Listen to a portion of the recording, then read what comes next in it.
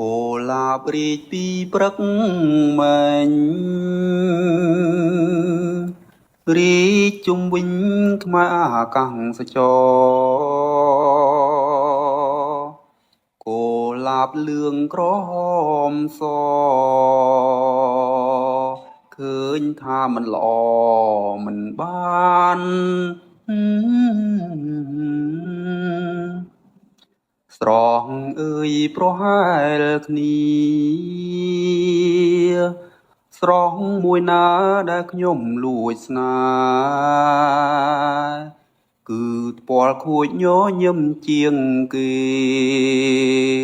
មានខ្សែភ្នែកស្នេហ៍ស្រទន់សង្ឃឹមថាបានក្រែងលោមិនបា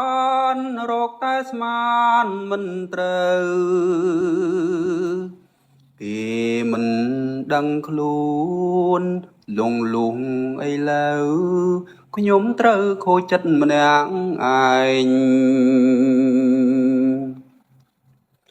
បើភ្នែកខ្វាក់មិនឃើញស្រី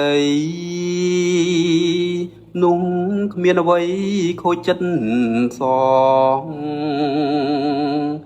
នីងភ្នែកភ្លឺឃើញខូចចិត្តអស្រណោះខ្ញុំខ្លាំងទី